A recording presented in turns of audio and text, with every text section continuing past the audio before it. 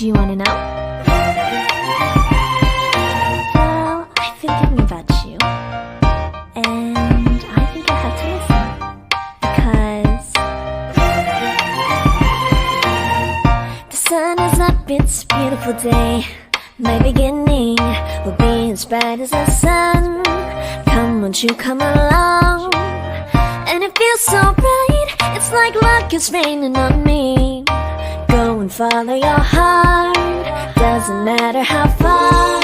There is so much love to give, something's telling me this time. Baby, baby, now I know. Baby, baby, gotta go. There is so much love to give, something's telling me it's right. When you came to me, oh I knew it's you, yeah, boy. The one to show me now and forever. No, you'll never be alone again. All day, oh yeah, all day. Please stay in my arms, boy. The one to show me if we're together. It don't matter if it rains. All day, oh yeah, all day. As long as you're in my arms, boy. It's you and me on this beautiful day, and we're smiling, holding on to your tight. I guess our hearts can align, and it feels so bright. It's like your love has gotten to me. Go and follow your heart, doesn't matter how far. I can see it now, it's deep in your eyes. No way to define what we feel inside. Baby, baby, now I know. Baby, baby, gotta go.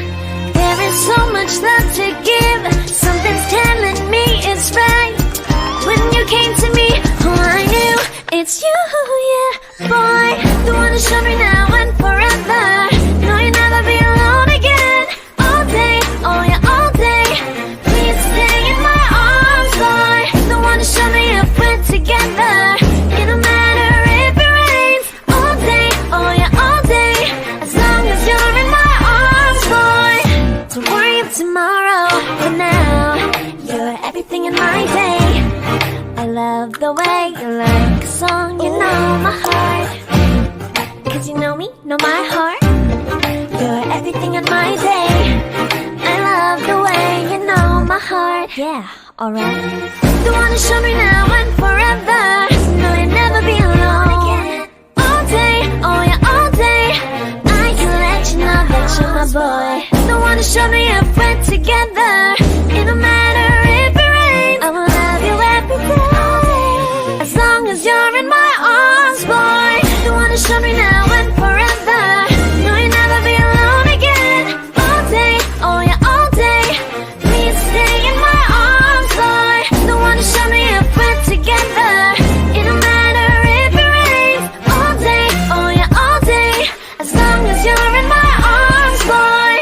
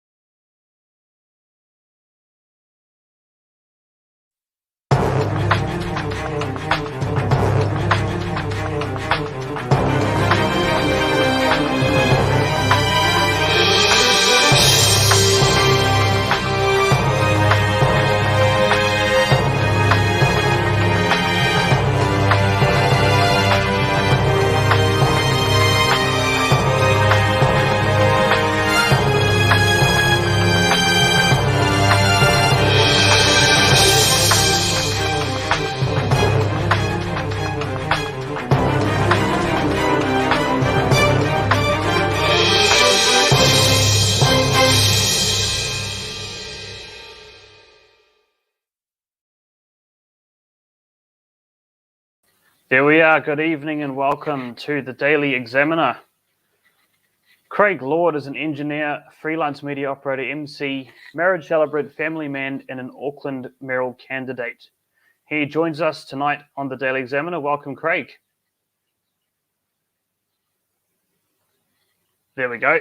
That's unmuted now. How are you going? Oh, well, I'll say it again. Thanks for having me. It's a pleasure.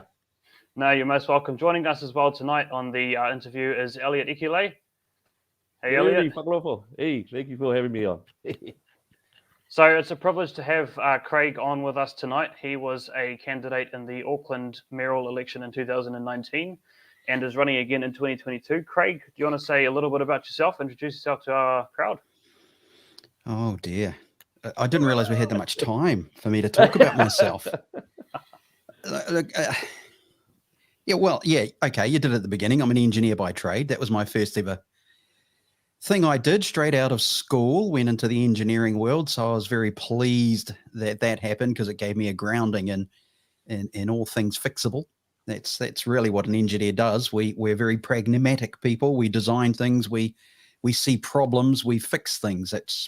That's our job, right?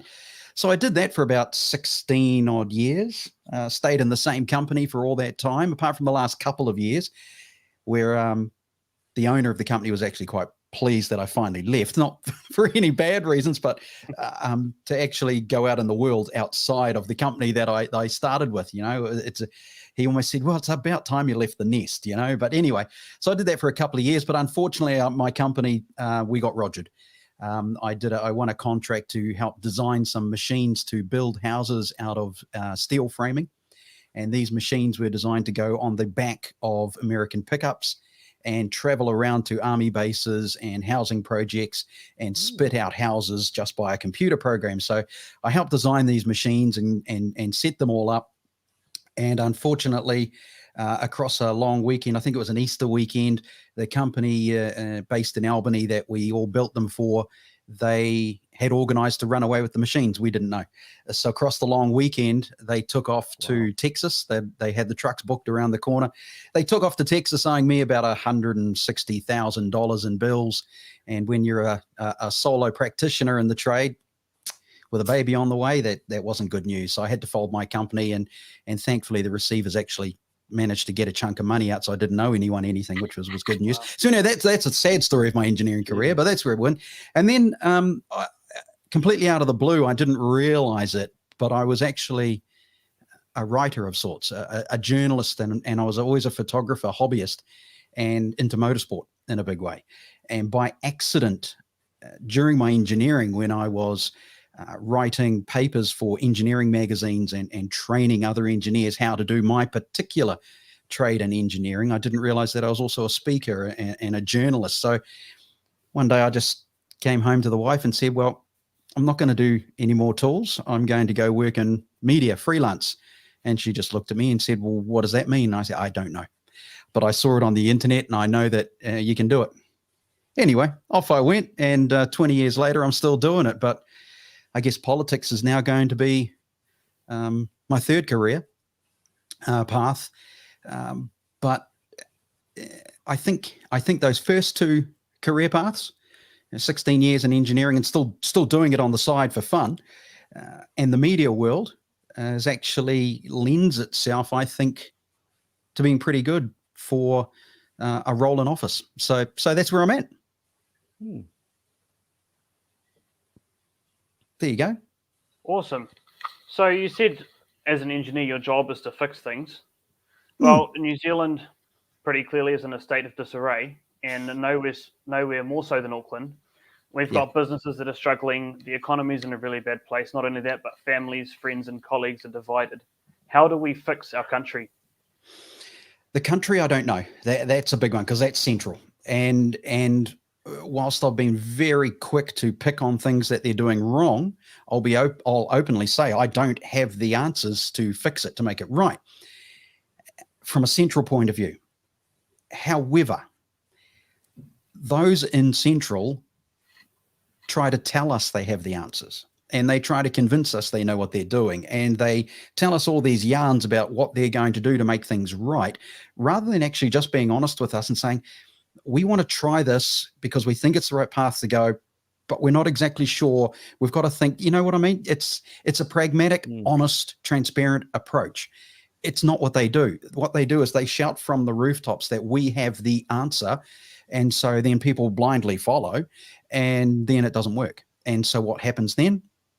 Even more problems, where if you're honest and transparent at the beginning and saying, hang on, I think these experts over here know more about that particular thing than me. Let's go ask them now. You go ask them, you get the job done. That's how things should roll. So central government, the problem with them is they promise and don't deliver.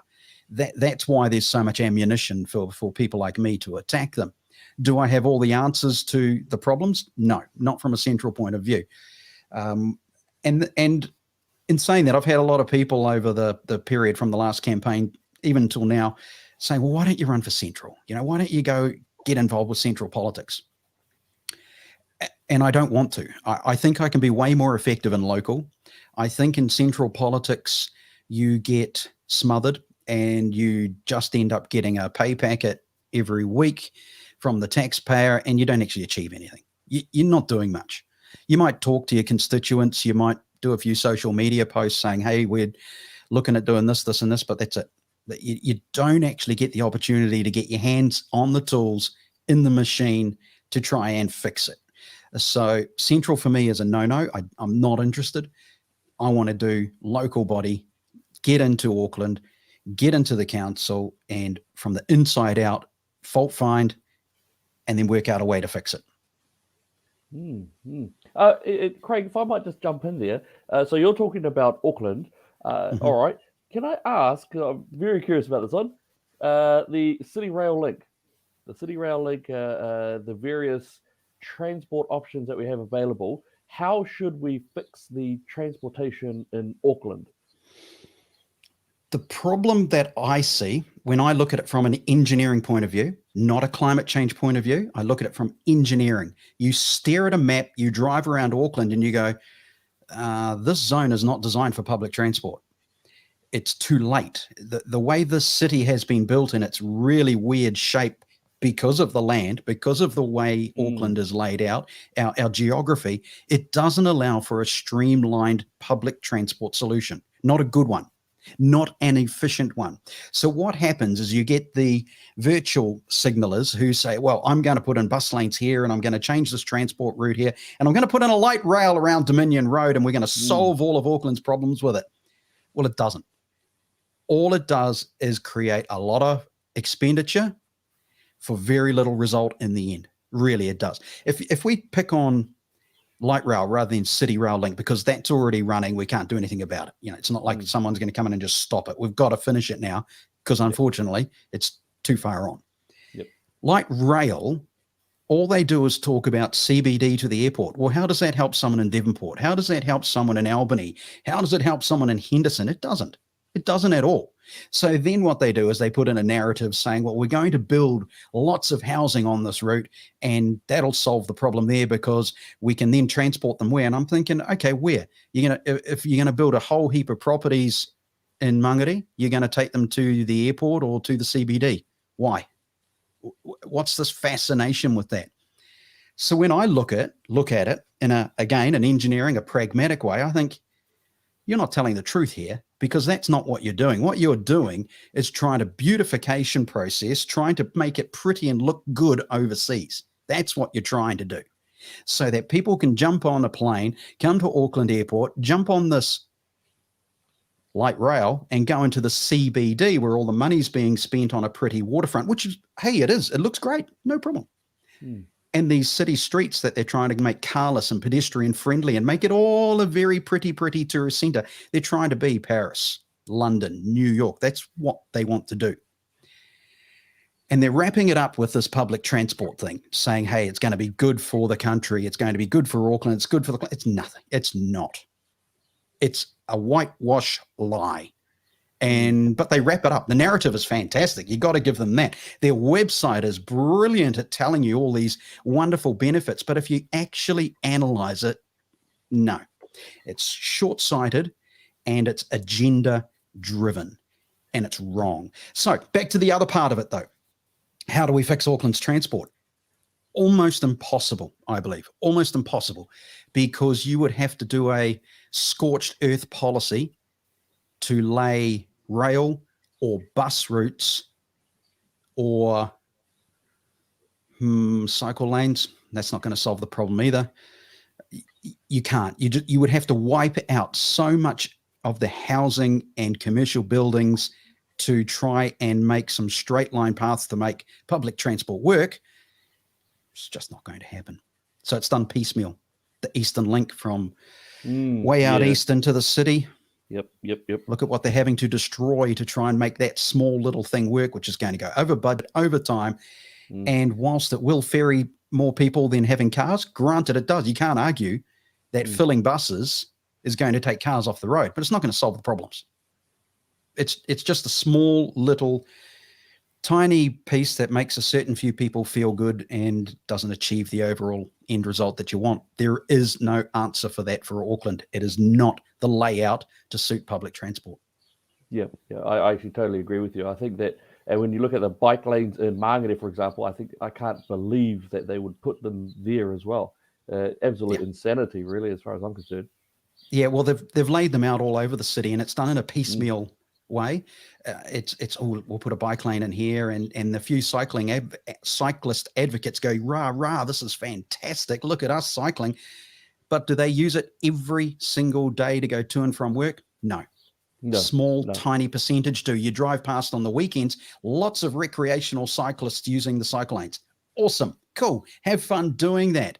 But don't lie to me and tell me that it's done to reduce traffic and make everyone cycle to work. That is a lie.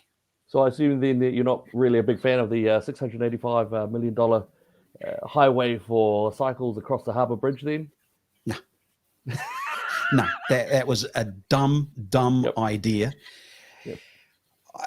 I came up with this idea out of the blue. And look, you get, even I think it was Cycling Auckland. There's some activist group, Cycle Auckland thing. They admitted they don't know the numbers.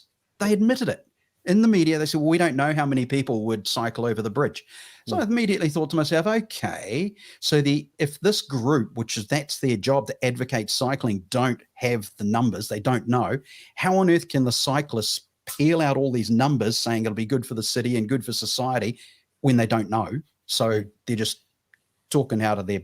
Anyway, why not set up some vans with trailers and find out the facts? It'll cost very little, and you taxi these cycles across the harbour bridge every day in a rotation, and you write down the numbers, and after 2 months you go, actually, there's a heap of people who would use this every day, or no, virtually no one. And until this analysis is done, it's just stupid pie in the sky conversations, really. Cycle bridge. Fair enough. Yesterday, Prime Minister Jacinda Ardern announced that we would be moving into the COVID-19 protection framework, or the traffic light system as most of us know it, on the 3rd of December. What are your thoughts on it? Obviously, this system clearly creates lines of segregation between the vaccinated and the unvaccinated, with the latter having serious restrictions on their daily lives.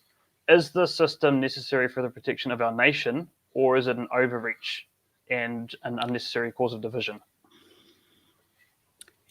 It is a overreach and causing division. The way I look at it, and I had an argument with a chap who went quiet on Twitter today, which Twitter's great for arguments. I mean, one of my bad habits is I wind people up on purpose, and I generally do it to allow them to bring out their true colors. It's a fault of mine. Sometimes it's good, sometimes it's bad, but I might purposely start winding someone up just to find, and then eventually after a few prods they release, and it's like, gotcha. But anyway, it was arguing that the vaccination pass, the certificate, is going to help save my life, was basically what he was saying. I won't end up in hospital. I'm like, hang on a second, isn't that what the vaccination was meant to do? So the vaccination, according to the government websites and our officials, if I'm double vaxxed, I'm very unlikely to end up in hospital if I catch COVID. If I do end up in hospital, it's very unlikely that I'll have any severe symptoms. It'll be very, very mild. That's what we've been told. If that's the case, what's the problem with me just going to the shops and not having to show a certificate? I don't get it, because I'm not scared of the unvaccinated because I'm vaccinated. So why should I care? Why should they care? The whole thing doesn't make logical sense. It's done on emotion, not on logic.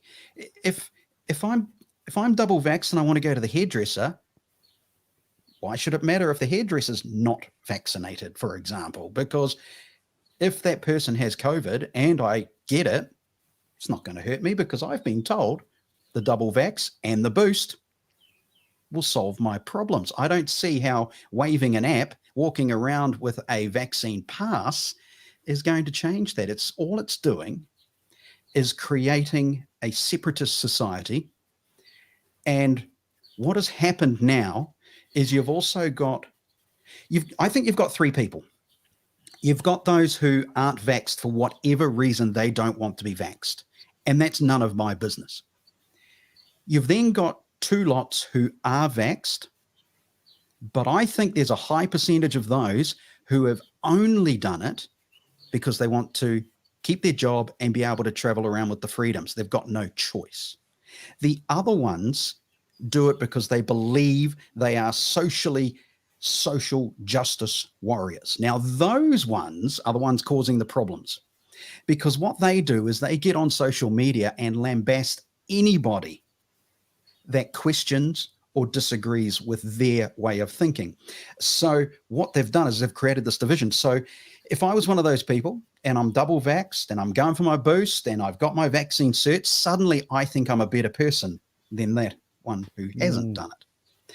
And therefore I'm a first-class citizen and they are second-class citizens. And they treat them like that. You can see it on social media. And I've done a few little tests with this by just having a dig at some of these illogical rules that have been brought in and watching the attacks back to me on Twitter. And the ones who are attacking often think, well, he's just an anti-vaxxer, but I've had both my shots. And I got mine way back in August before you could be bribed to do it or given vouchers and money and treats for doing it. I did it because I felt, for me, it was the right thing to do. But I didn't tell them that until after they go, oh, well, you're just an anti-vaxxer. And you can hear it in their narrative and rhetoric. So you've got this division of people now, friends. I've had friends defriend me on Facebook. Wow. Because I have chosen to question the processes that are going on, even though I'm double jabbed. And I don't look at myself and say, well, I must be doing something wrong. I actually look at them and say, hey, you need to question your mannerisms, not mine. It's incredible. And I think, you've gotten onto some real powerful things there. Expanding that out, you've got, 3.5% of the corrections officers have been stood down. You've got, 1,200, I think, healthcare workers across the country who have been stood down. You've got teachers, ECEs. We heard last week that an entire early childhood centre closed down because they refused to be forced to get the vaccine. Some of them are, some of them aren't. In terms of that, do you think that mandates should mean that you lose your job? No. What are your thoughts around that? No, because you shouldn't be scared of the unvaccinated if you've been double jabbed. This is the narrative we've been told. The COVID vaccination saves your life. Okay, I've had it. My life is saved. That person doesn't want to have it. Their problem, not mine. None of my business. Now, they might get it and then they might go to hospital and they might die. Again, that's their choice. As brutal as that is, it's their choice. Will they overwhelm our hospitals? I don't believe so, no. And if so, it'll only be a short time because, hey, apparently they're all going to die, according to our officials. So, hey, they won't be there for long, will they? You know, it sounds nasty, but that's what they've created, not me. So I'm just going off what I've been told, and I look at it as logically as I can. Sometimes I might miss the points every now and then, but I think I generally get it. So I just don't like it. I think I'm double vaxxed. If I go to some event or I go to a doctor's or a hairdresser, again, for an example, and they're not vaccinated, I don't care, because I am vaccinated. So I've got nothing to be afraid of. So 6 months, a year, 5 years from now, what would be the end result in your opinion of creating a segregated society? Ask me that one again. So like now it's been put out as from a health perspective, we're trying to protect the country. We've created two classes of people. What's the end result long term of creating two classes in society? It'll calm down. I think it'll come full circle, and that'll happen when we either beat this pandemic, this virus, or a change in mannerism from central, whoever's in power, and the way that we go about our lives. It will come around, but it's going to take a little while now, because you do have those holier than thou social justice warriors who think they are now better than everyone else. But eventually it'll change, and they're going, okay, all right, it's a time thing now. And will it heal all the wounds? Will people who have been defriended become friends again? Don't know. Will friends and family, like the closer ones rather than just acquaintances, will the rifts heal there? Probably will, if family's strong enough. If the friends are strong enough, they'll get through it. But I just think it's going to be a time thing. That's all. I don't think it's going to be a magic wand from, say, a new government coming in and changing some rules around and mannerisms. I think it's just human nature, and human, as we all know what that can be like, fickle most of the time. I think it'll just come around, but it could take a year. It could take 5 years. And there's going to be a lot of anger between now and then. Yeah, and I do think that, I mean, all three of us, we are Aucklanders. We're in Auckland, and I think all three of us would probably say with confidence that there is a palpable feeling of resentment that has grown into something a bit more. In terms of the hard borders, whatever Jacinda and her team will attempt to do for when those Christmas period comes. I mean, we know that they're flip-flopping because I'm sure many of us would believe that it's because Auckland is basically a flipping the bird right now, and they're just doing whatever they want to do. If it comes to a point where they want to lock down again and put hard borders into Auckland area, do you think that there is the possible that we're going to see not just peaceful civil disobedience, but it could burst out into some violence? Like's happening in Europe? Like what's happening in Europe? Exactly. I don't know. Hard to predict that one, because it's generally not the New Zealand nature. You get a few ragabonds and vagabonds. I mean, if you look at that footage of the protest a few weeks ago on the Beehive, and they with the one where they're throwing tennis balls. Ooh, that's aside from the occasional, Springbok tour, Dave Dobbin riot after the concert, a few little here and there, we're generally peaceful style. Now, when you saw the footage of that, even I think Tova laughed a little bit about it, the way she showed that one guy knocking down the barrier and trying to have a go at the police. And I think pretty much every New Zealander, whether they agreed with the protesters or not, were looking at that footage going, mate, you're a twat. Okay, what are you doing? And then you see, next shot, you see some of the Kiwis at the protest putting the barriers back up. I mean, that's who we are. So will we go violent and burn and loot? And my gut says no. No, we're not BLM. We're not Antifa. Yeah, it's not who we are. We might do a large protest and walk the streets and toot our horns and hold signs, but that's what Kiwis do. It's, I don't know. We're like Canadians, aren't we? Is it all right if I protest, please? Oh, thank you. We've even got Trudeau. yeah, that's right. Yeah, so it's and at the end of the day, according to our Prime Minister, those people who protest are not representative of New Zealand anyway. But. So in terms of the protests, today for the third time, Brian Tamaki was arrested for supposedly inciting people to break the law. He obviously claims he's innocent, claims he has the right to protest within his bubble. In your view, how important is freedom of expression and the freedom to protest in the current situation that we're in? I've got mixed feelings on it. genuinely mixed feelings. At one is half of me says, if I have to stay at home, so should you. The other half of me says, hang on, you've got every right to have your peaceful protest and make your voice heard. So I'm torn. I'm genuinely torn. I haven't attended any of the protests, even though I supported, I'd say, the majority of them. A couple of them are like, what are you up to?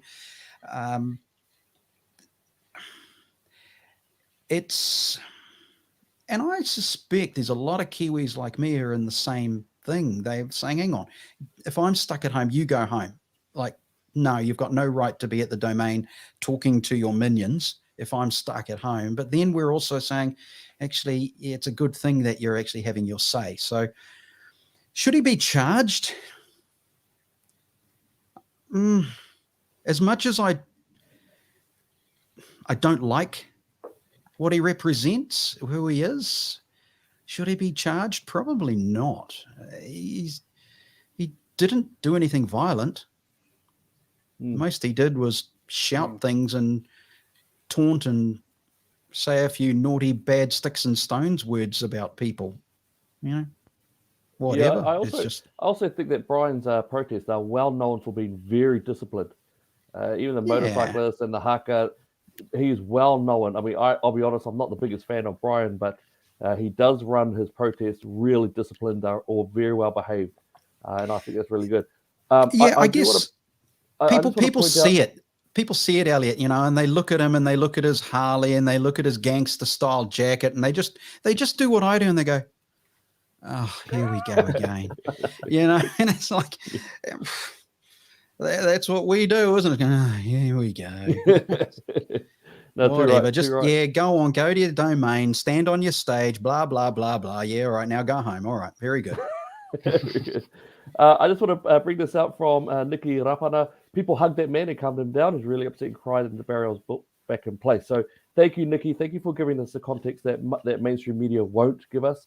That's really excellent. I do know that as soon as he popped that barrier down, this is the Wellington protest, that everyone around him basically respectfully admonished him, and they pulled it back up. So I think that was really good. So thank you for that, Nikki. Cheers. Yeah, and that's the Kiwi way, isn't it? It's like, just chill out, bro, mate. Come on, hang on, calm down. Yeah, that's who we are. So that, and I guess it's been a long time since New Zealand has had anything violent. Springboks, again, that crazy riot up Queen Street after the concert. I'm struggling to think of any others that have been like that. So it's not like we have a habit of doing it. We are fairly peaceful, and even I've noticed some of the footage on different outlets, not media footage, because mainstream media, they purposely pick things that make us clutch our pearls, but more of the social media stuff from the general public. You actually often will see some of the other public go, hang on, no, that's not okay. Chill that down. We're not here to do that. We don't do that kind of thing. And that's cool. That's New Zealanders through and through. And I think that's actually a really big testimony too, to see that these protests, which are not, they're not going away and they're not going down, and the mainstream media of New Zealand does seem to be underreporting, trying to make it about anything else, groundswell, racist anti-vaxxers, all of the narratives that they're putting out there. I think it's a powerful testimony that Kiwis, who, as you say, are very conservative, very much not jumping out there normally, are actually growing in number and frequency of these protests. One of the things that New Zealanders do have a fault is our apathy. We're a very apathetic people, and if you are that way inclined, then generally you shelve the right to complain. So if you don't vote, you've got no right to moan about those who are voted in, because you didn't vote to have your say. If your vote lost, you've got a right to attack those that got in. If your vote won, you've got a right to say, hey, I helped vote that person in. If you didn't vote, to me, you got no say in the matter at all. The same almost goes for this protest style thing. You've got apathetic people, and I quite often can be, and I just sit back, whatever, I'll just go about doing my own thing. But the protests at times are good value because it shows that we can fight that apathy and actually stand up and be counted. One of the ones that's a trend at the moment is creating petitions. Petition after petition after petition. And at the end of the day, they are just garnering false support, really. You make a petition for something, it just gets some. It's a PR tool now. But at least people are actively involved. That's a good thing. I mean, there's probably petitions to stop petitions and petitions about petitions, but people sign them. Makes me happy that they do that. It makes me happy that they're willing to go, actually, I don't agree with what's going on here. I'll sign that. Nothing might happen from it. But at least the Kiwis are not just sitting back and going, yeah, whatever. That's nice. Yep, fair enough. Yep. All right, let's move on to some Auckland-specific stuff because you are obviously running for mayor, and it's the main reason we're here tonight. So you ran in 2019 with no previous political experience, and you came third with just over 8%. What qualifies you? What qualifies Craig Lord to be mayor of the biggest city in New Zealand? Good question. Good question. Okay, I'll answer it this way. What do I want in a mayor? That's probably a good way to do it. So if I third party this, I want someone practical. I want someone logical. I don't want a career politician because at the end of the day, politicians have caused all our problems. So what we need are people in there willing to put up their hand who want to do a logical process of solving the problems that we've got, because that to me is the council's job. So that's who I want, and that's who I believe I am as a person, which is why I think I could do the job.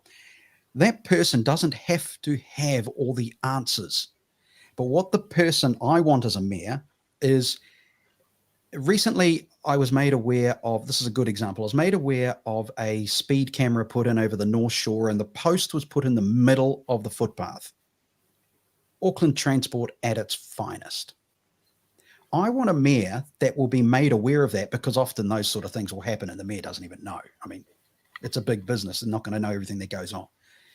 But I want a mayor who will look at that and go, hang on a second, what is going on here? And they use that position of office to go to Auckland Transport and sit down with the people who made the decision and say, why did you do this? Who authorized a post in the middle of the footpath? And then you get the contractor in and you say, why didn't you question where that post was being put in the middle of the footpath? You just took your money, put the post there and went about your business. We don't want contractors like that. And Auckland Transport, we don't want decision makers who are going to put a steel post in the middle of a footpath that you happen to be promoting as the best form of transportation. You don't want cars, you want footpaths and cycleways, yet you're going to impede a footpath. So there's all these illogical things going on. It's only a small, tiny topic of the vast thing in Auckland. But if I use that as an example, so that's what I want as a mayor, someone who represents the people and represents me, so that then the mayor comes out and says, hey, I just found out about this post, blah, blah, blah. I'm getting it removed and I'm getting the solution to it sorted. That's what I want in a mayor. Or a mayor goes to the councillor for that area and says, I've just found out this has happened. We need to go solve it. So what you're talking about there is the idea of having a bit more closer contact with the community, closer contact with the front line. Now, the bull's out already through the gate, so we can't stop anything. But what are your feelings about Super City and what we had before when we had those different districts? The Super City would work if Auckland Council treated everyone equally, which they don't. Auckland Council loves the CBD. You can see that with the spend that's going on there.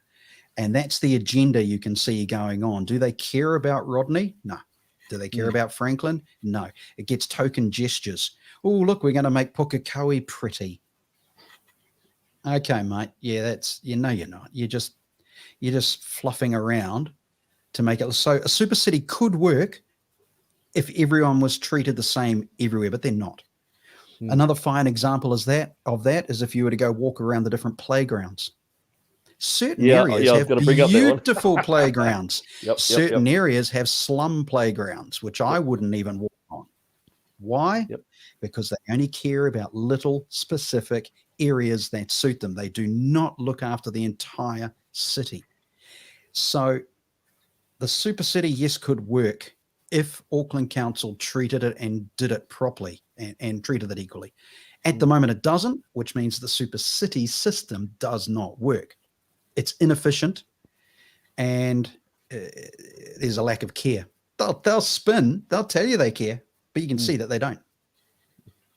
So how do you bring back that balance? If you were mayor, how do you bring back that balance to each of the 7 districts? Yeah. The way you have to make Auckland Council look after everyone is accountability. And the only way, unfortunately, it's a sad way, but the only way is, in simple terms, the name and shame system. So you need to find out who was looking after what, and then you need to make them accountable for what they're not doing. Because I bet out of the thousands of people that work in Auckland Council, there are some absolute rippers, some people that want to do good, some people who are brilliant in their job. And then I bet there's a lot of people who go there because I don't care, mate, I'm on council, I get paid, doesn't matter.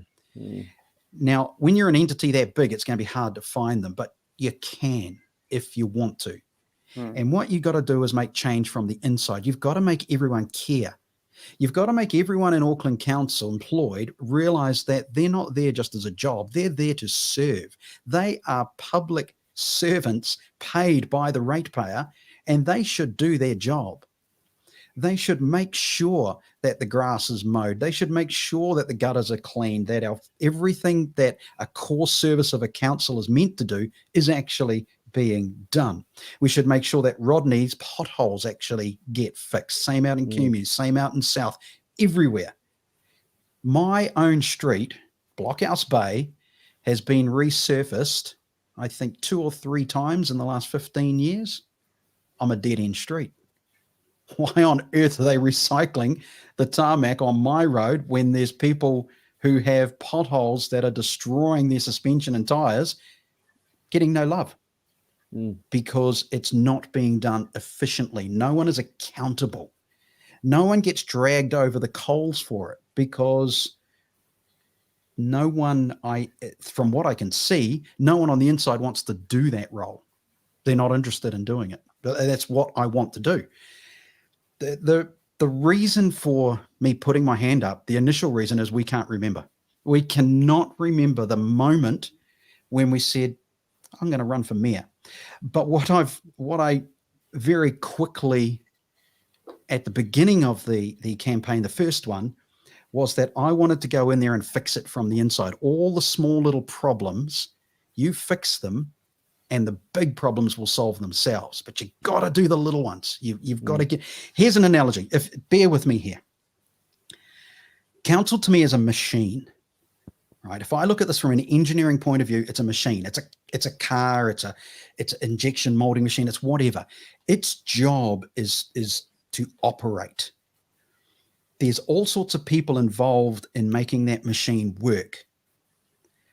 But because it's such a vast machine, there's areas of it that aren't efficient. They're not working the way they should do, and they should either be scrapped, replaced, or rebuilt, replenished, or upgraded to make it work better.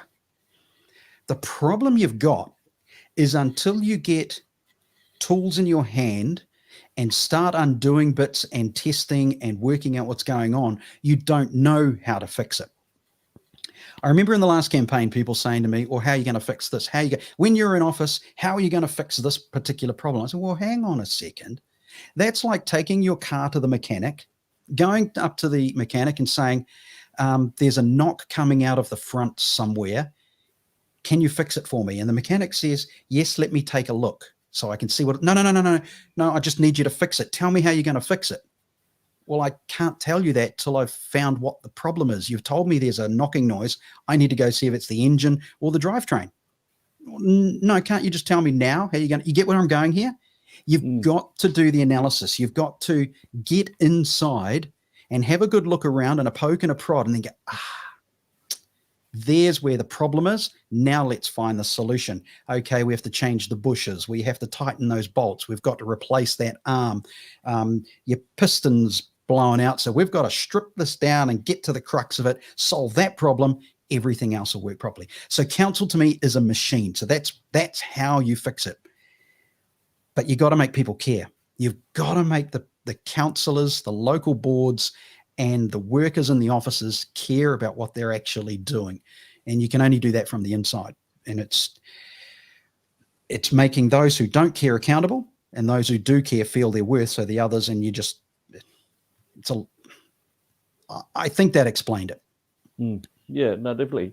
I do have a question. If that's the machine, I think there are some elements of the council which I think are quite highly problematic with hidden costs. Of course, we know, as you're sort of saying, some of the growth of bureaucracy, the growth and expansion of government, which I suppose could arguably be an element of acts or that Labour origin of act putting through the super city by Rodney Hyde, and of course the expansion, how we have had quite a few Labour mayors coming through in Auckland City.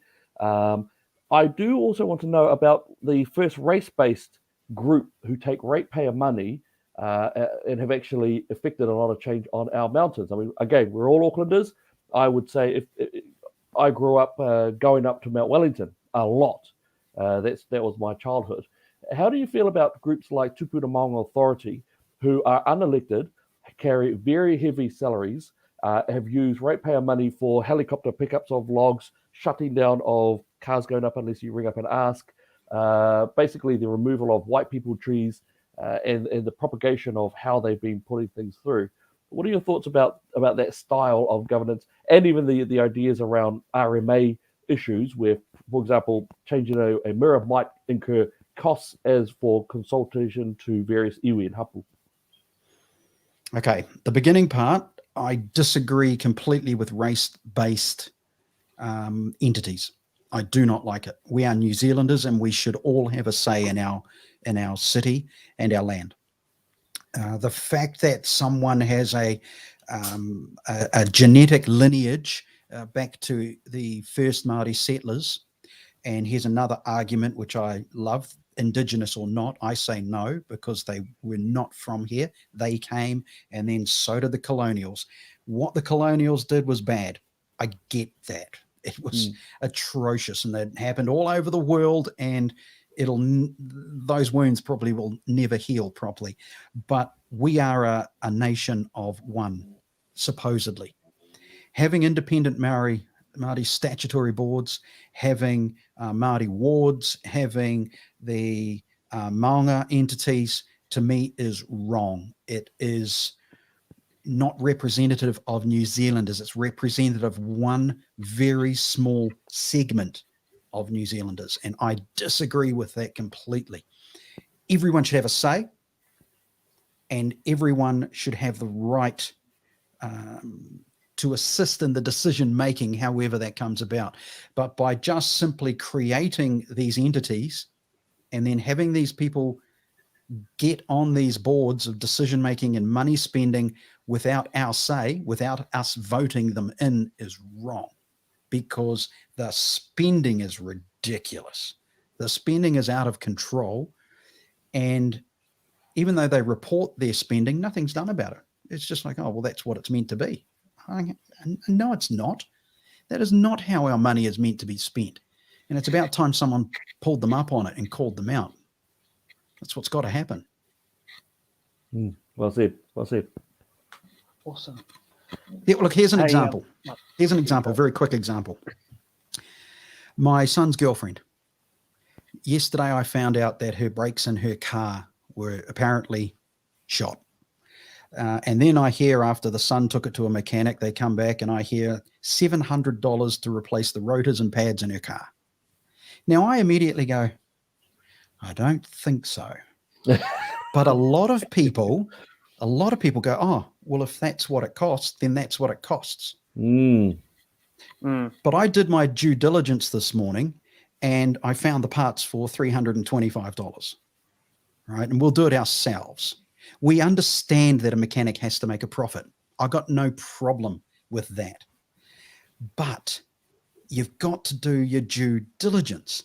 Now, that doesn't happen in council, because I think what happens with these tenders and with the spending is exactly the same scenario. So you might get a fence, a walkway, a concrete path, which we've had happen, and they get the tender ticked off because the person who's ticking it off goes, oh, if that's what it costs, that's what it costs. No one is going, hang on a second. What if I go get a price from that concreter over there and that concreter over there and that one over there? Oh, well, you can't because they're not official contractors. Go get the price. That's what should happen. Go find out what it would cost and then come back to us before you go spend the money. And you might find that council and the ratepayer is actually being ripped off, and the person in the office has no idea. It's probably a lot of the time not their fault, because they don't realize that that's not really what it costs, because it's more like, oh, I've got the opportunity here to do some work for the council. Well, that's like a wedding. We're going to double the price on that one, and it'll get passed and ticked off. That's what happens. So if I understand that's got to stop. Your position correctly, the job of the mayor is not to run the city. The job of the mayor is essentially to be an investigator to make sure that the council is running the city properly. The city is not run by the mayor. It is not. And those who think it is are way off track, because if that was the case, there would be no CEO, there'd be no COO, and there would be no board. The councillors make a lot of decisions, and so does the mayor, but they don't run the city. So to me, there's two aspects to the mayoral position, I believe. I believe there is the job within council, within that 21 seats, to vote on things that happen and question and represent the people and try and bring that whole council together to discuss things, because there's always going to be left and right and centre. There always will be, forever and ever. So to me, a good mayor should be trying to make sure that there is a robust discussion over everything that happens, but letting the public know. No more hidden secrets, no more hiding stuff from them. Let the general public know what's going on, right? So you're representing the people properly. The other side of a mayoralty is you are basically the face of the city. You are the voice for the city to speak to the people via whatever outlet that may be, whether it's mainstream media or PR. Because whenever there's an incident that happens in anywhere, any town, any district, any city, who does the mainstream media go to? The mayor of that zone. So that is the job of the mayor, is to speak for the people. So you're a spokesperson, you are a MC, you're the front for this entity, being the city or town or district. But then in the boardroom, you've got to try and help solve the problems of the city, working with the people that actually do solve the problems of the city. It's not a lone venture, and it's often the mainstream media tout this wrong. They go, oh, what's Mayor Goff doing about this, this, and this? And I'll read that and go, while I don't like anything about Mayor Goff's mannerisms, that's not his job. So why are you asking, when is the mayor going to fix this? That's not the mayor's job. What the mayor could do is go and find out whose job it is, find out why they're not held accountable, and then go to the media and say, right, this is what's going on with that part of it. That's how I believe it should be done. I have a question about the housing situation. We know that the housing crisis is here. We know that it's been going. We know that those prices are going quite insane. We know that first home buyers are pretty much out of the market.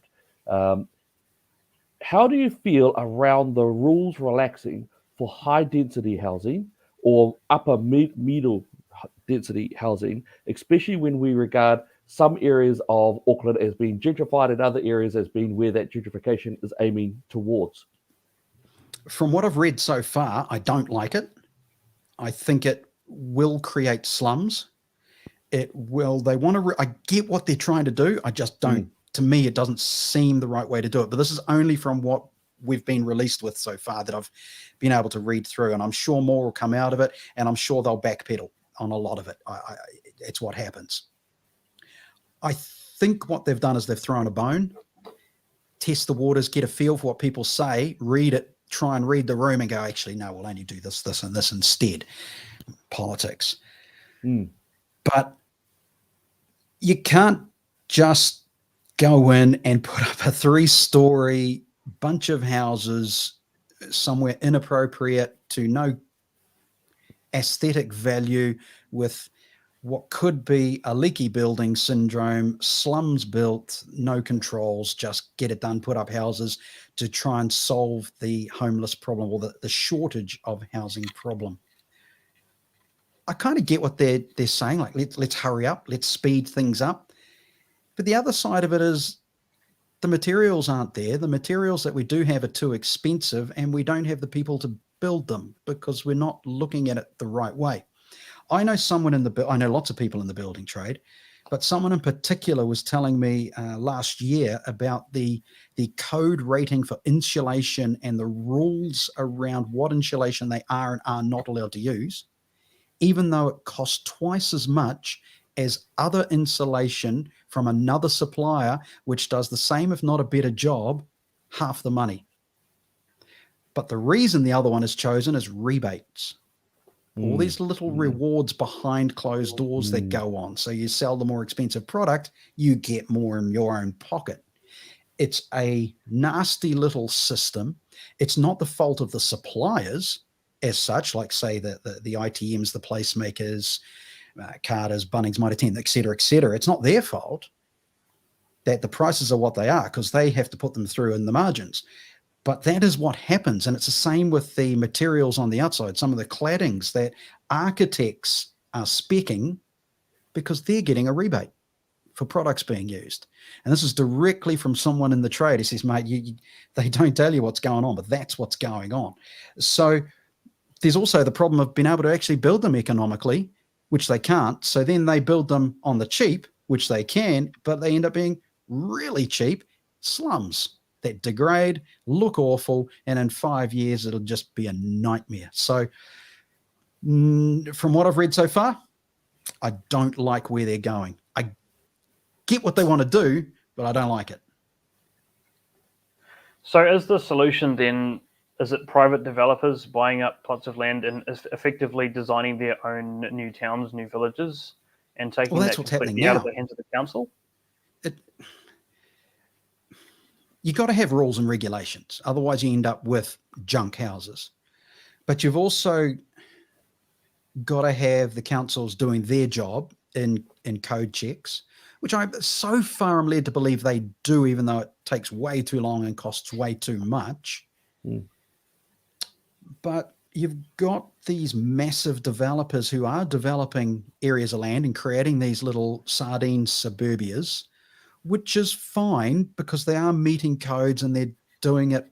There's rogues. We all know that. There's rogues in every trade. Just when it happens in housing, it tends to be a bit bigger and more noticeable. But I think it's not the developers to me as such that are the problem. It's more the RMA. It's more the codes and the signing off and the time it takes to get an inspector to the property and the cost involved just to get the permits are off the chain because it's a money-making business. It's a spin. Instead of being like, let's get these. Look, here's lots of examples. There's so much ammunition out there. The PR that Gough and the council keep putting out is we've signed off on tens of thousands of builds as though, that's solve the problem. It hasn't. You can sign off on 2 million houses if you want, but if you can't build them properly, economically, and quickly, then what is the point? If you can only build 5,000, there's no point saying, aren't we awesome? We've signed off on 20,000 new builds. Yeah, but when will they be finished? 5 years, maybe 6. But aren't we awesome? We've signed off on 20,000 new houses. It's just mind-numbing, mate. It does my head in sometimes, the narrative and rhetoric that comes out of the spin doctors. But yeah, housing is a major problem, but it's not an Auckland Council to solve. It's central. Central have to come up with the solutions that Auckland Council and every other council around the country can adopt and work with to make things happen much more efficiently. But one thing the council can do is stop rogering builds on permit prices, because that's insane.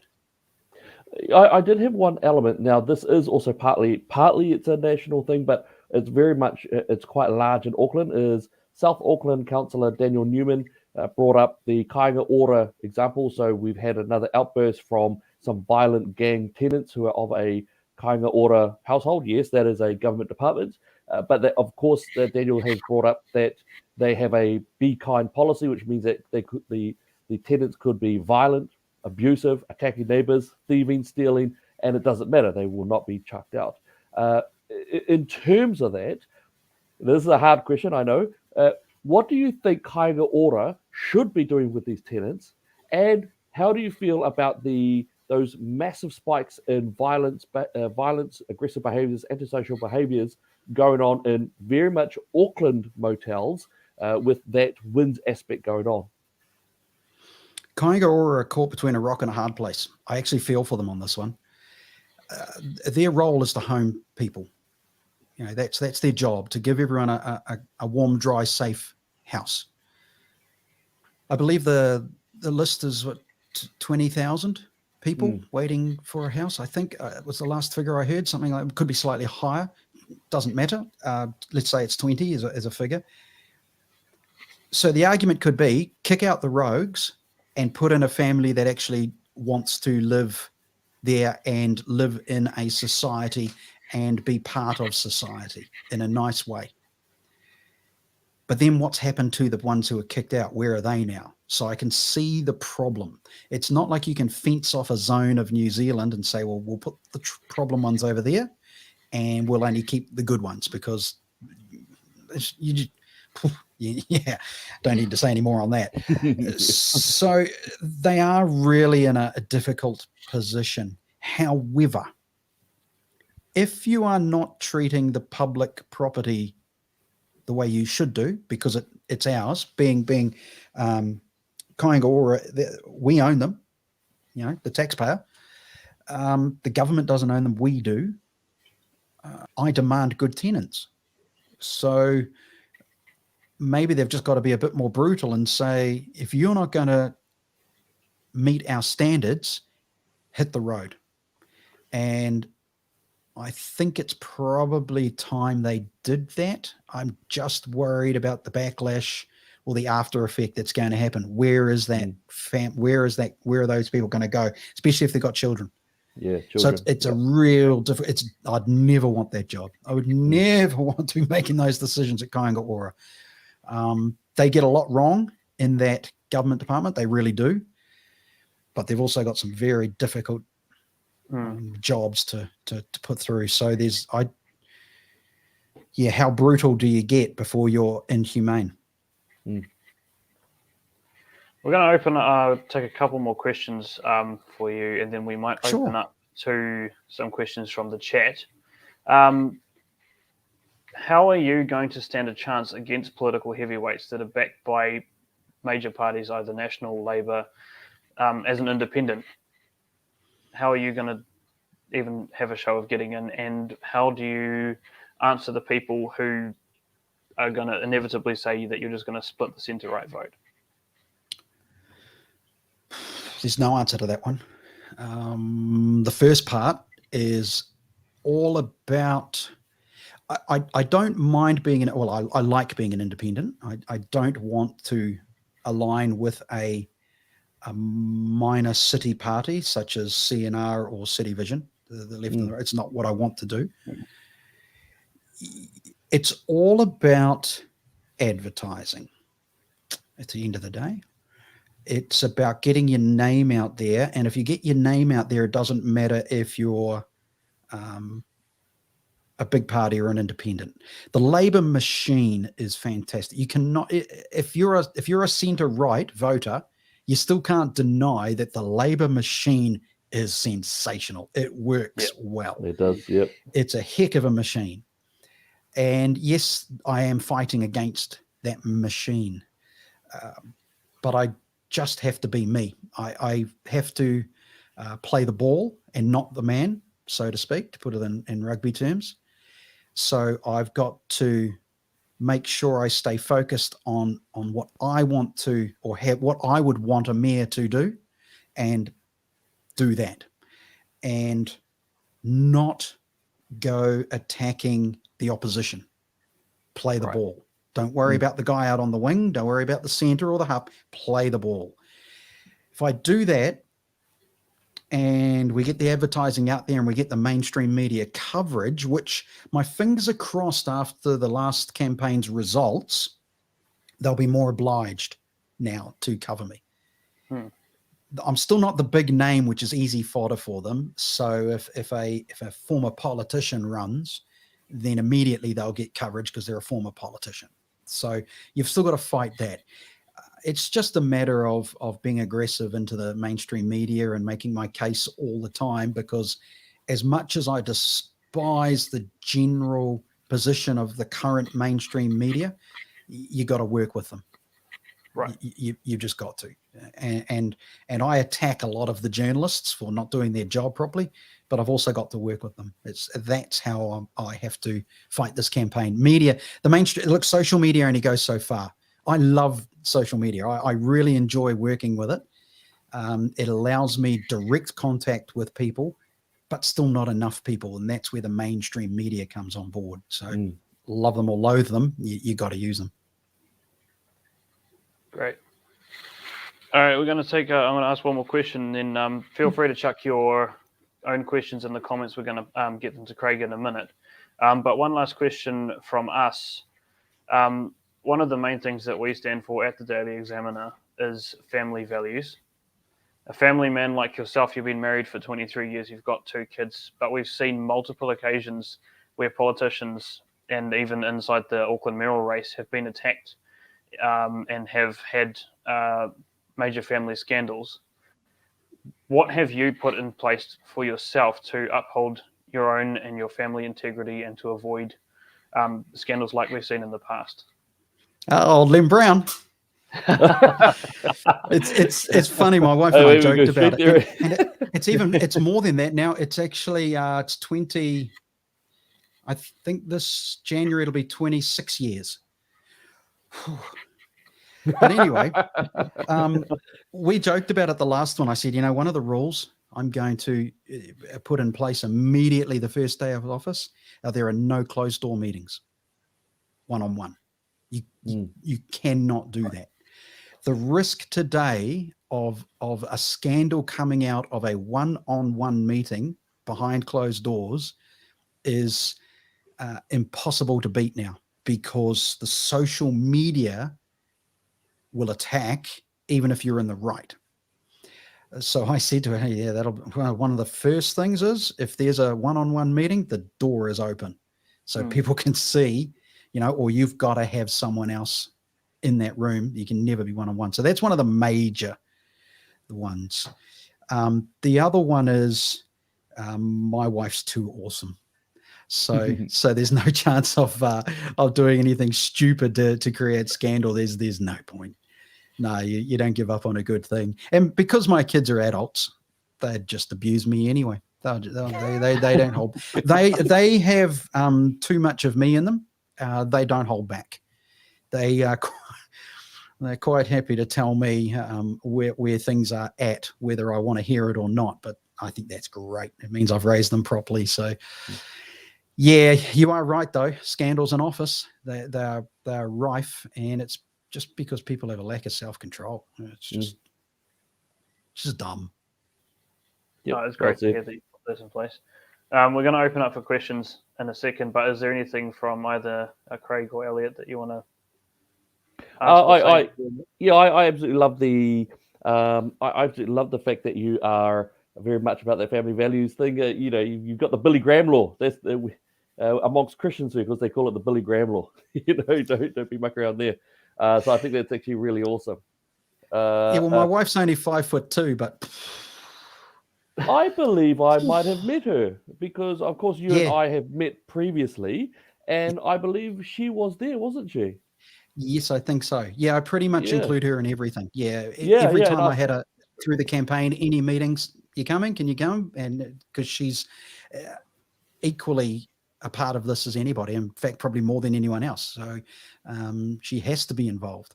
Yeah. And yeah, she might only be 5'2", but you know what they say about the short ones, eh? Well, even in that short meeting that we had, fiery. Very fiery. I think that was awesome. I did have a question about, and it had a linking to what David was talking about, which is that whole idea around the centre-right angle. Of course, we know that Labour has controlled a lot of the Labour electorates.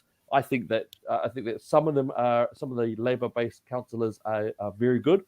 I think some of them are absolutely pointless. I think that they're doing more damage than it's worth, especially with a couple of South Auckland ones. Not Efeso. I think Efeso does as good a job as he can. In terms of that, you came third, right, in the last Auckland race, my understanding is, and that was after Phil Goff and Jay.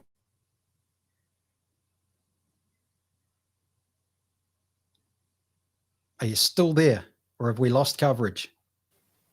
Oh God! Yeah, Oh my God! Am I back? You're back. We're back. You're back. Yeah, Well, What the you're hell have I back. been talking without being there? Okay. You were just Ghost in the machine, mate. mate. Yeah, third after Goff and Tamaheri. That's where All you right. got to. So I'm curious, in terms of the American style of left and right, that is, on the left is very much about expansion of state, of government, and on the right is the idea of individualism. Of course, both extremes are really, really bad, and the center is that true conservative aspect. Where would you place yourself on that left-right scale? It's hard to analyze because you're probably better off getting other people to go, actually, I think you are, once they hear about you. I think I'm center right, leaning right. I think that's where I am. I agree. I do take some of the left ideas and think, actually, you're onto something here, but the way you're doing it to me doesn't make sense, but I get what you're trying to do here.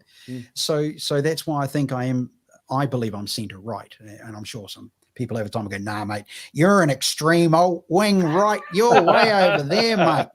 And am I? Okay. And then there's the other, look, actually, maybe I am centre right because I got so much hate from the left and the Greens during the last campaign that I must be centre right. Yeah. Yep. That's about right. Great. Yeah, they didn't like me much. All right. So, hey guys, if you've got any questions for Craig, feel free to chuck them in the comments. Steve has asked, "Hi Craig, I never have a bleep, but my biggest gripe is I can't understand why state housing can be passed down through generations." Yeah, I know, I'm the same.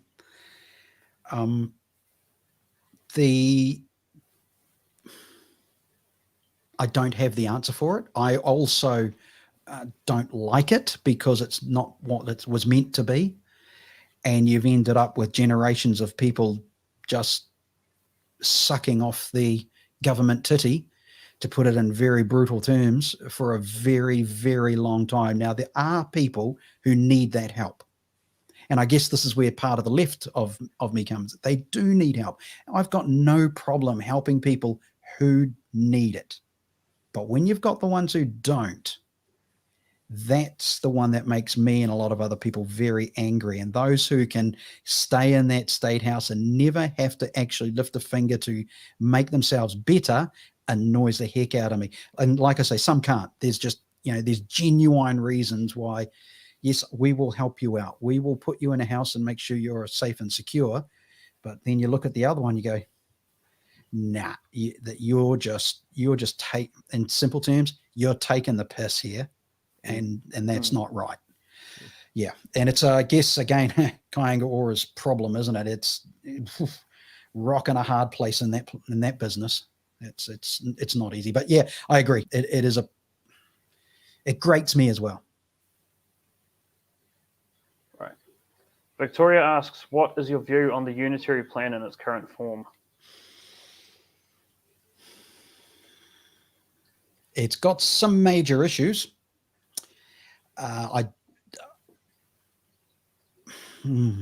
It's vast, isn't it? And we don't have an hour It's massive. to go through this one. Massive. Yeah, it's massive.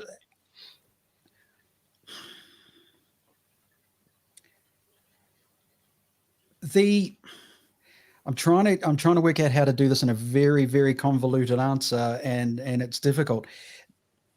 It's wrong that farming and rural is getting treated as urban. That's one major point that I really struggle to get my head around.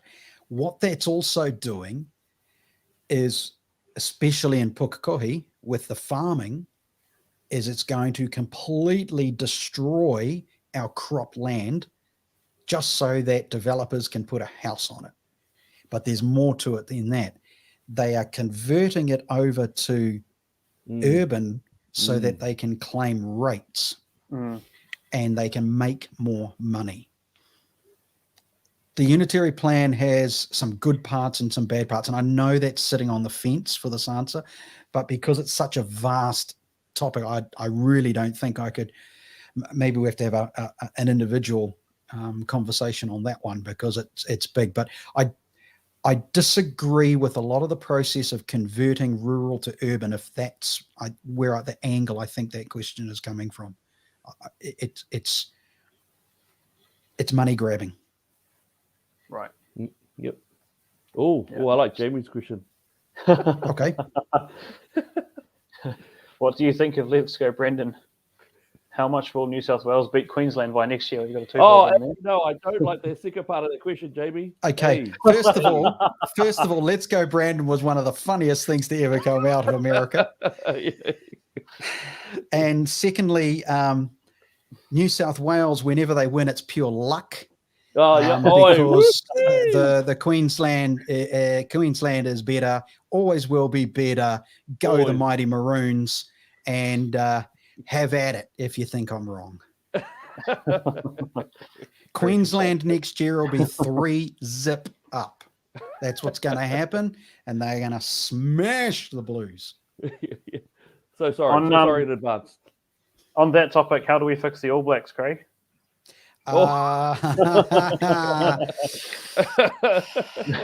Again, we don't have an hour, and I love my sport, man. Like, you know, I love sport, and I spend way too much time watching it.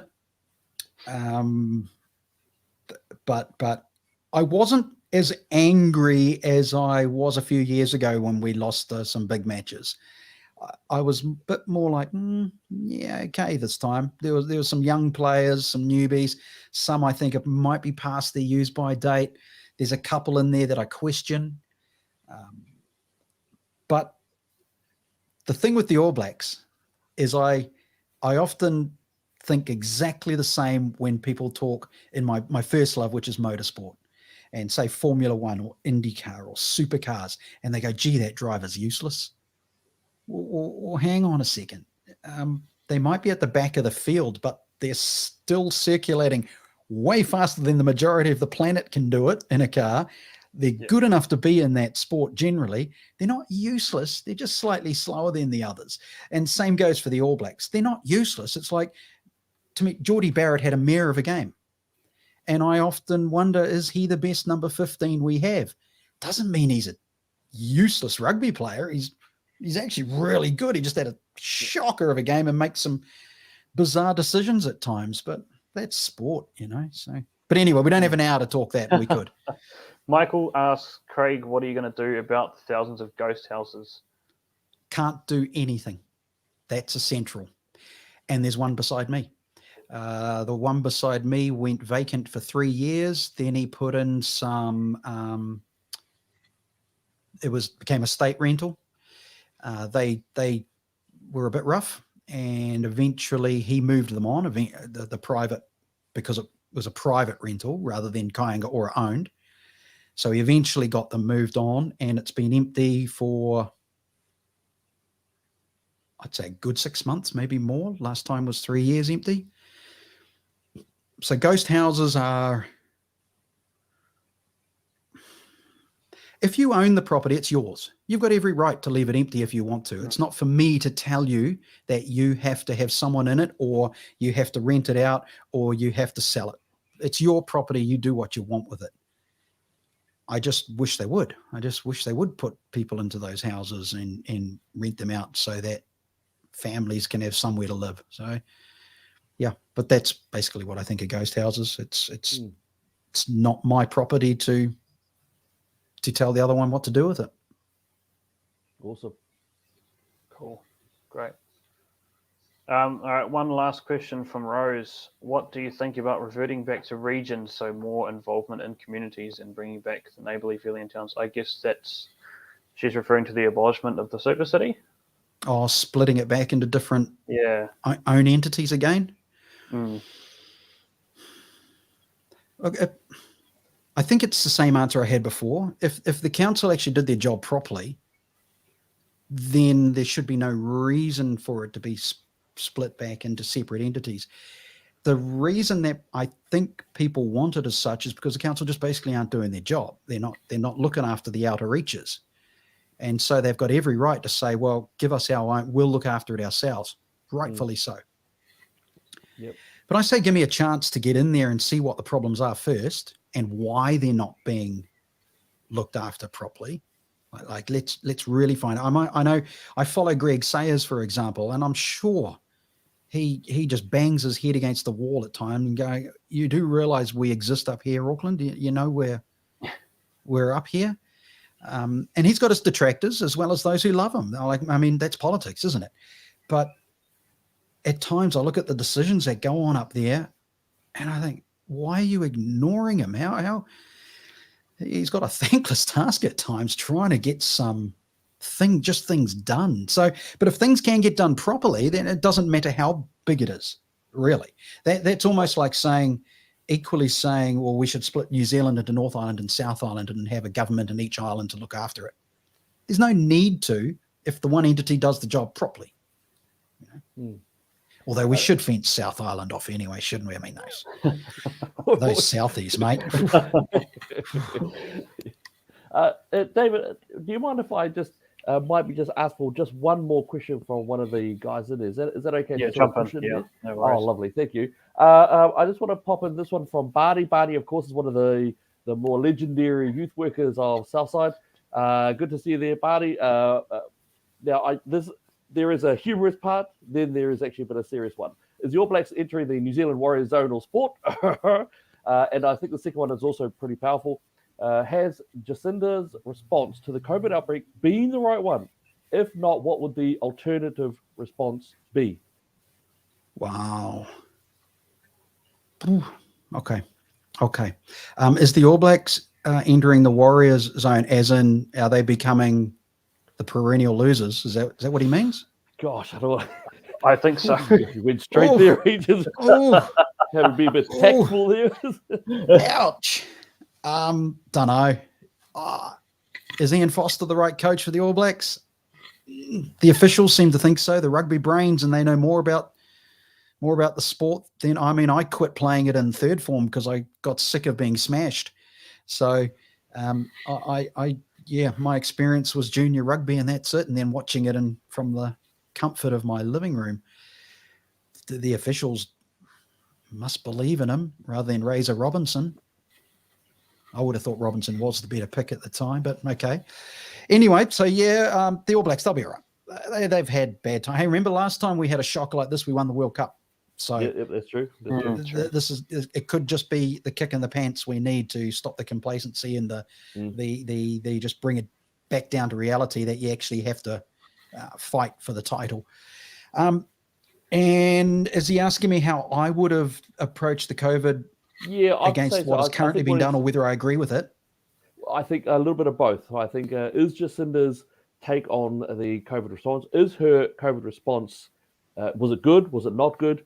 And I think if not, then what would your alternative be? I guess it's difficult in hindsight, or easy in hindsight, whichever way you want to look at it, because we can look at the pros and cons of what has happened. The pros would be, argumentatively, that the lockdown initially last time and the first punch of it this time did slow down the rapid spread, which has now gone to custard because we know things are opening up and it's like whatever. So in hindsight, we can say, well, there was no point to that first lockdown. See, in hindsight, we say, well, that was a waste of time. We went into level 4 with one case, and now we've got thousands, and we're going to open it up. So it's completely contradictory to what happened in the first place. Joys of hindsight. Look, everywhere else around the world, they tried lockdowns and they didn't work. And from what I'm reading, and there's so much information online, you got to stop yourself from otherwise you spend every minute of the day reading what's going on over there, taking the good and the bad, and it turns your brain to jelly. But there's nations that have locked down and it didn't work. There's nations that didn't lock down and they haven't had the same issues. So again, rock in a hard place. What I don't like, I can probably tell you what I don't like. I don't like the way we are lied to. Now, they might be little white lies every now and then, but to me, that's just wrong. Just tell the truth. Just give us the honest answer. Say, well, this isn't working, or this is happening, or that's happening. So we can go, okay, we get it, right? Okay, cool. You're trying, we understand. But when we're fed that the podium of truth, and that everything that comes from that podium is the right, this is the gospel, and then it's not, that's what upsets us all. You can be forgiven, I believe, if you are making a determined effort, but you're honest about making that determined effort, and it proves not to be the right thing to do. I think that's a fair analysis. How would we handle it different? I don't like the idea. Look, here's what I don't like currently. I know I'm sort of sidestepping around this question a little bit, digressing, because it's quite a vast question, and I've got to stay on track. If I'm double vaxxed, I shouldn't need a COVID pass, right? That's what I said at the beginning of this conversation. Yeah. The fact that there's a manipulation going on where a few months ago it was, I will never mandate New Zealanders to get a vaccination. And now, and then it became, well, no, I'm not telling you to get vaccinated, but if you don't, you're not going to get all the goodies of life.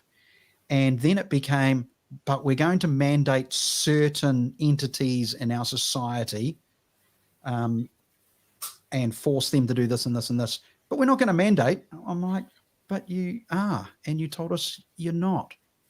That's what I believe gripes us. So hang on, you keep going around in little circles because it's political. It's not science anymore. It's not health. It's political. Opening up the Auckland border for Christmas has nothing to do with health and science. Yeah. It's all to do with politics. So that's what I believe gets done wrong. Stop saying it's one thing and doing another. That just annoys me in any aspect of anything, really. Just be open and honest about it. So I'm sorry that didn't really answer the question properly. Oh, hang on. Oh, I shouldn't. It didn't answer the question properly because it's really a difficult one, because it is a hindsight question, kind of, if you know what I mean. Yep. No, there's some aspects of the lockdown was good, and others were like, hang on, we should have been out of this ages ago. What's going on here? So, and that's when it was political, you know. And suddenly opening up the hairdressers, what is it, this Thursday? It's like, and also, we're just going to extend. We knew it's because the vaccine passport program wasn't done yet. Yeah, and then suddenly the morning of the opening of the passport online, here's what's going to happen. Well, gosh, that was a coincidental linking of two things, wasn't it? It's like, we can see right through you, mate. Just stop fudging us. We're not idiots. Treat us like adults. Yep. Yeah. Craig, thank you so much for coming on the Daily Examiner tonight. We really appreciate your time. And it is honestly a breath of fresh air to have someone who has common sense and is able to articulate it as well as you. So I do my best. So we will have, I'm sure you've got a lot of supporters in this group. Good luck for your campaign, and all the best for 2022. Thank you, Craig. All right. Thank you very much, lads. Appreciate it. And thanks to all the viewers. Oui. Cheers. Have a good night. God bless.